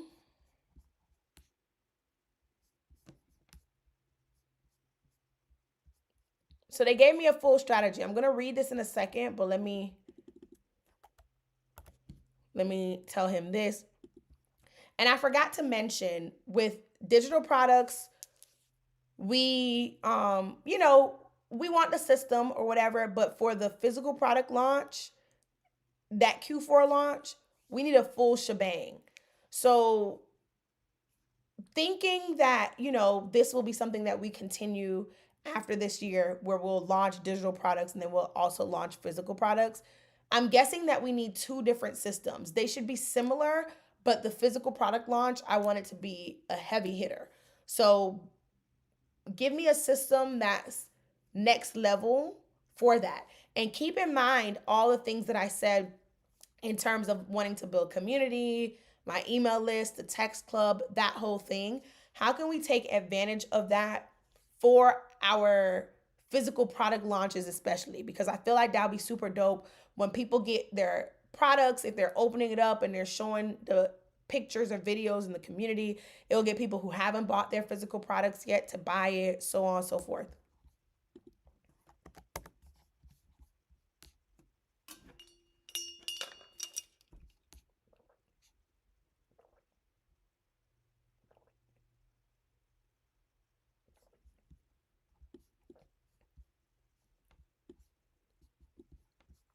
Glennis said, OMG, I didn't hear the notification for this live. Dang, Glennis. Well, the replay will be up, so it's okay. All right, so here's my next level. So actually, first, let's go up here. So let's see what it gave me. And as I'm reading this, y'all let me know 1 to 10, how you feeling? So HBU's three-phase launch system, rinse and repeat. Phase one, goal, build hype, all the stuff that I told it. Then it has a weekly breakdown. Okay, cool, cool, cool. Then it has like a content cadence. Okay, cool. Phase two, hard launch, testimonials, UGC, urgency. Okay. Phase three. Okay, cool, cool, cool. What's funny about this is looking real interesting. But the thing is, ChatGPT is making it so generalized. Like they're saying the whole week do this. I have a launch promotional timeline where I'm telling you the specific things to do on specific days. That's what I was looking for from this. I'm not even gonna lie. Like, I'm not gonna lie to you. Like, if I, let me see, I have a way that I could show y'all it. Let me show y'all this timeline real fast. Um, Without showing too much.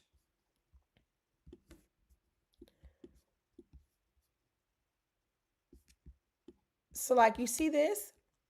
This is a full spreadsheet that I created, and it'll tell you the specific days to do certain things. I thought ChatGPT was going to give me something like this. So, this is interesting. We're testing it out to see how fine-tuned it actually is.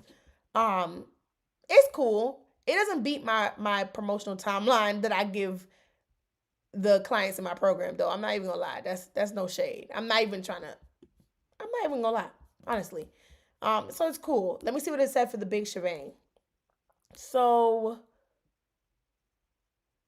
this is like, okay, cure of strategies for pre-launch, give VIP waitlist access, email and text club first dibs, exclusive early bird bonus, community countdown, UGC teasers, behind the scenes content. And they break it down like this: post email, post email, post email story, post email SMS, heavy on traffic and scarcity, um, exclusive 24 hours, social proof push, UGC amplification, cart abandonment, retargeting, live selling, post. Okay.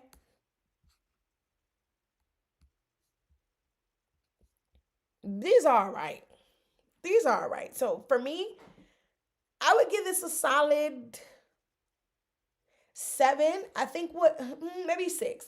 I think what needs to happen in order to get it super on point like this is, one, they need me. But two, I would need to feed it a lot of other things.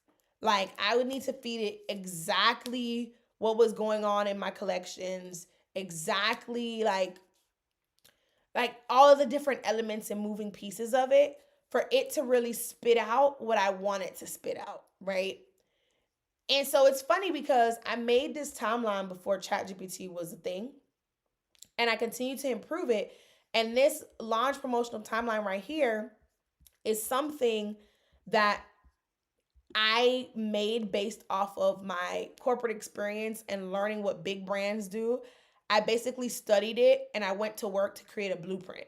And then what I would do is launch. And when I launched it, whatever worked, I made the note of it. Whatever didn't work, I figured out why it didn't work. And I basically built the Ultimate Launch Program, honestly, off of the backs of that. And it's ironic to see that my launch timeline, something that I made, is killing ChatGPT right now. Like, I ain't even gonna lie to you. I wish I could show you the whole thing, but that wouldn't be fair to my clients. Because when they join the Ultimate Launch Program, this timeline alone has made people like tens of thousands of dollars from just executing this timeline alone. I've had people come in the program and, do the brand building stuff, skip over some modules and execute this promotional timeline and still get results, right? And so it's powerful. They actually told me I should sell it. And I said, I could, but I don't know. But yeah, so that's ChatGPT. As for my main takeaways from this all is AI is useful, but to be honest, it's not the brand owner, you are. And so there's certain things that you can trust it to do, but I truly believe that as the CEO, you own your strategy. ChatGPT, you can train it to be a great copywriter. You can train it to be a great researcher. You can train it to be a great content idea producer. But you have to come to ChatGPT with the actual strategy. If you agree, let me know in the chat. Let me know in the chat if you agree. Put a one in the chat if you agree. And so this is where most people fail because they get ideas from AI, but they don't know how to fully execute it because they don't have a strategic mind or a strategic person like a coach or a strategist that's walking them through what to do. And so that's why it's important that you invest in a strategist or a coach. If you are just launching for the first time, or if you know that your launches have been trash and you need to improve them in order to hit the goal that you have set for 2025 and beyond, then I highly, highly, highly recommend that you check out the Ultimate Launch Program. I'm going to drop the link in the chat, but right below this video in the description, there's a link to book a call. Right? There's a link to book a call, and you can hop on the phone with me and we can talk through where you're at with your launch strategy, where you're at with your brand, all the things. We can talk through all of that and see if the Ultimate Launch Program is right for you. Because it's not for everybody. I'm not even gonna lie, right? I don't want to work with people who aren't actually wanting to achieve success. You know how some people say they want something, but they really don't because their actions say something different. You know those people?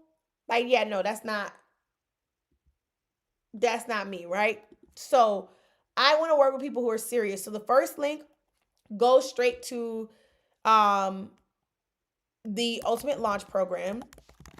And the second link is for you to book a call with me where you hop on the phone and we chat it up to see if you are a good fit for this program.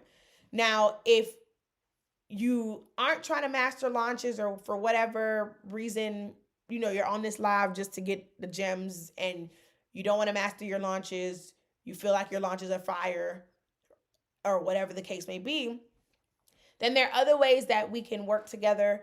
Bomb CEO is my membership community that you can join, where I mentor bomb CEOs to get to their first six figures by hashing out their brand and building habits to support them as being the CEO of their brand. And so if that's something that you're interested in, you can go to bombceo.com.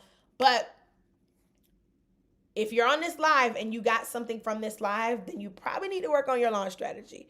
I ain't gonna lie to you. So definitely click the link. Let's hop on the phone.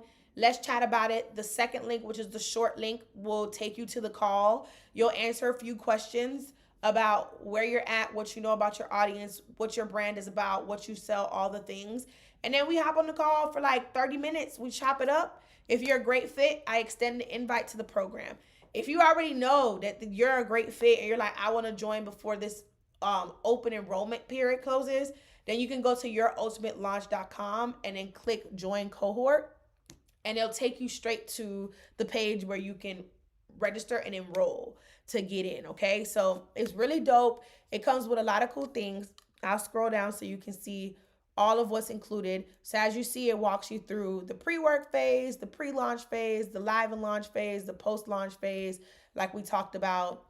You can scroll through this and watch and read the testimonials, but it's broken up into modules. It's an actual step-by-step blueprinted program. So module 1 helps you build a profitable business idea. Module 2 helps you develop a unique brand. Those 7 foundational bricks that I keep talking about are all covered in Module 2. Module 3 is your social media hype plan.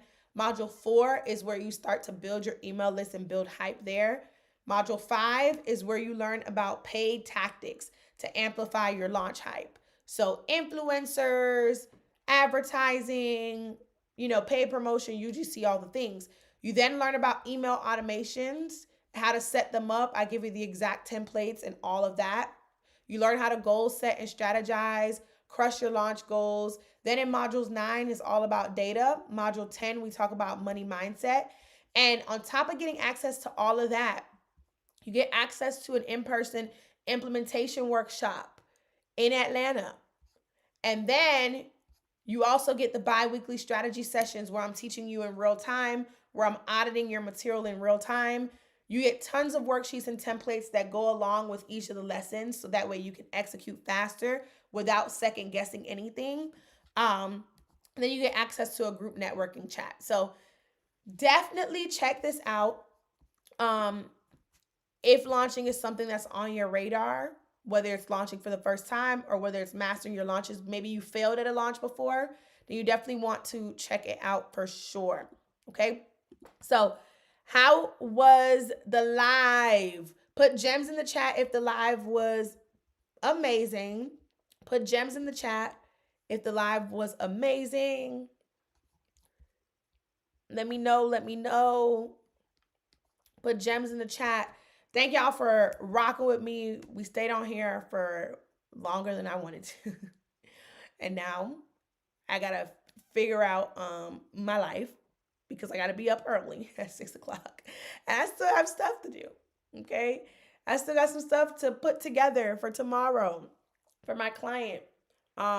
So I'm very extra. So we got a lot of stuff that we got to put together. So I'm excited. Rhea said, yes, I'm in ATL. Yay. So definitely, Rhea, check out the links, whichever link pertains to you. And Brianna, I see the gems. Definitely get that ChatGPT to start sounding like you. I forgot I was supposed to have it talk back to me so that you can hear it. But I'll do that another time. I don't know when the next time I do like a ChatGPT live. It just depends on what's happening in the WhatsApps. But if you were watching this live, I appreciate you. Thanks for hopping on live with me. I don't have a set schedule for when I go live. So the next time you see me go live, make sure that you hop on. In order for you to get notified, turn your notifications on. But typically, we'll put the live up the day of in the morning or the day before. So if you have your notifications on, it should alert you, hopefully. But the more that you come to the lives and stuff like that, the more that you watch the videos, it starts to alert you more and more. So maybe you need to take some time and head over to the Brand Hustler YouTube channel and binge some content, okay? Start binging some content so that way YouTube can say, oh, you really like me. So they'll alert you on the next one. So that way you don't miss a live, because you never know what the live could be about. It could be a case study. It could be some drama that happened in the branding world. It could be anything. So, make sure that you are here for the tea. Okay. So I am about to sign out. If you're watching the replay, shout out to you. And thank y'all for rocking with me. Peace. Bye, Hustle Babes.